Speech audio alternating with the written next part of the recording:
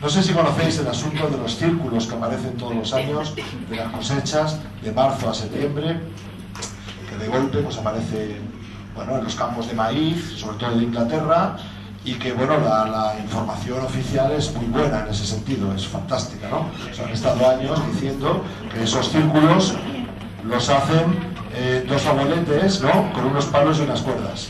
Claro, aquello es geometría sagrada, tienen 500 metros de diámetro, o sea, es espectacular, y aparecen por la noche. Claro, estaban diciendo hasta ahora que eran dos abueletes que salieron un día en la tele, claro, pagaron y... Sí, nosotros con unos palos y unas cuerdas, claro. El problema es que los abueletes llevan 20 años muertos.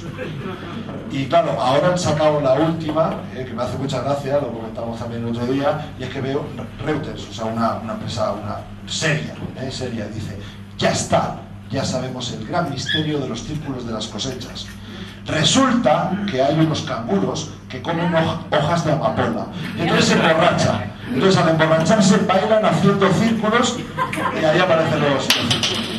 Bueno, la gente que nos dedicamos al tema de mostrar las evidencias de que no estamos solos, es un tema que gente no quiere tocar y lo respeto. Alguien dice, mira, no hablemos de esto porque perdemos credibilidad con lo que yo llevo. Perfecto, cada uno con lo suyo.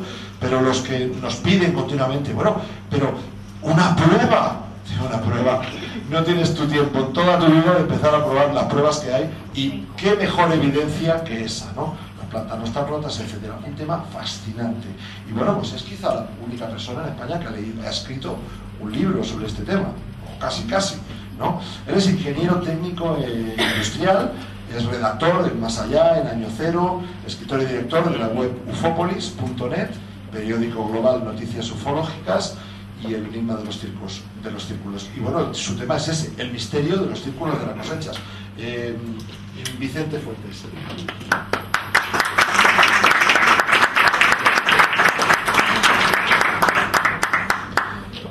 Bueno, muy buenas tardes, agradeceros a todos haber venido.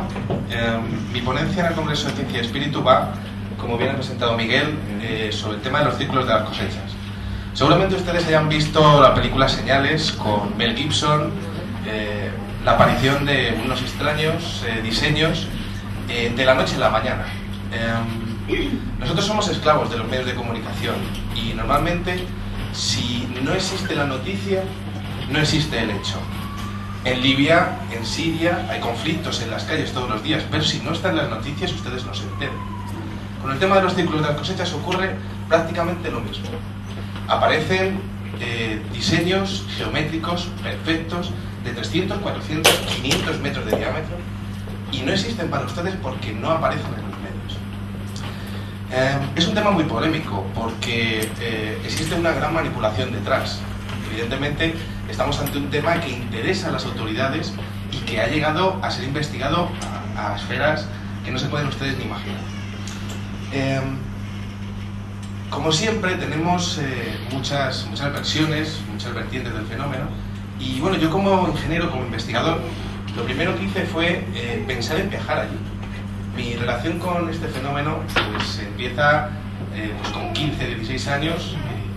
Siempre me ha interesado el mundo de la ufología y me encontré con una fotografía que no sabía explicar. Era un diseño de un fractal matemático que era absolutamente perfecto. Entonces aquello me impactó y empecé a leer más y a leer más y empecé a recopilar fotografías y me di cuenta que había más de 8.000 círculos del maíz que habían aparecido. Apareció en el año 1991 estos dos señores que decía Miguel que habían sido ellos, ¿no? Pero jamás pudieron demostrar que habían hecho todos los círculos de las cosechas en una misma noche.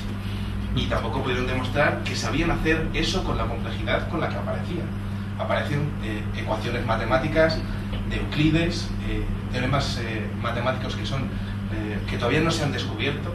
Entonces, claro, a mí todo eso me hizo pensar y yo necesitaba pruebas, yo necesitaba verlo in situ. Así que me cogí un avión y con una mochila y me fui a Inglaterra. Inglaterra es el principal país de aparición de estos círculos de las cosechas, pero han aparecido en más países. Aquí en España no podemos decir que haya aparecido un diseño real. Estamos hablando de 35 países donde aparece este fenómeno, ¿no? Pero sobre todo en Inglaterra y además en una zona muy determinada que es el suroeste de ese país. ¿Qué es lo que hay allí?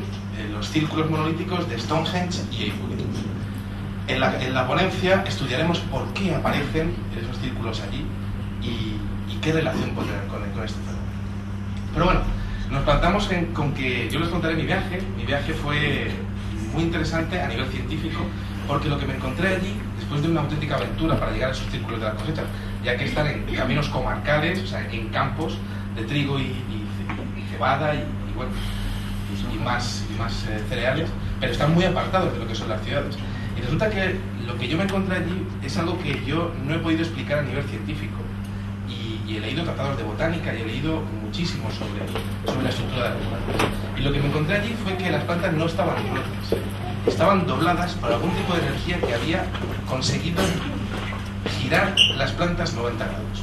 Claro, aquello no era un proceso natural, y yo lo veía en cientos de miles de plantas en cada uno de los círculos que yo estudiaba. Entonces, claro, a mí eso me impactó muchísimo, tanto como para seguir investigando e investigando. Entonces me di cuenta que existían unos mensajes dentro de esos círculos que aparecían, que no habían podido ser hechos por seres humanos, porque, bueno, el tema de que no puede ser hechos por seres humanos es el principal tema de mi ponencia. Cuando aparecen esos círculos, no existe la posibilidad de poder verlos desde arriba, ya que aparecen de noche. Cuando tenemos en cuenta los diámetros de los círculos y nos damos cuenta de que no hay ni una sola modificación, te das cuenta de que están hechas de una sola vez. Es como una especie de matasellos gigante puesto sobre el terreno.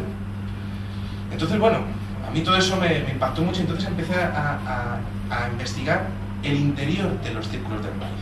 Y me di cuenta de que había mensajes, series de diferentes temas. Había temas de astronomía que predecían cosas que iban a pasar en el futuro. Es decir, si se acercaba un cometa, en los círculos del maíz aparecía claramente un cometa, un sistema solar y lo que iba a hacer ese cometa y qué es lo que iba a pasar con él. Fases de la luna, movimientos y bueno, pues manchas solares en el sol. Claro, a mí todo eso me parecía increíble, porque ¿cómo es posible que haya alguien en el mundo que sepa predecir dónde va a aparecer una mancha solar un día determinado en una región determinada del Sol? En los círculos aparecían. Ni siquiera los científicos de la NASA con sus satélites SOHO, observatorios heliosféricos que tienen 24 horas monitorizando el Sol, son capaces de predecirlo. Entonces, claro, a mí eso me parecía muy interesante, ¿no? Más aún, empecé a alucinar cuando descubrí que había mensajes que no podían ser atribuidos nada más que a un intento de comunicación. Un intento de comunicación que no es aplicable a los seres humanos. Y ahí entra mi principal hipótesis del tema, que es una hipótesis ufológica. Es decir, no están hechos por seres humanos y sí están hechos por una civilización externa a la Tierra.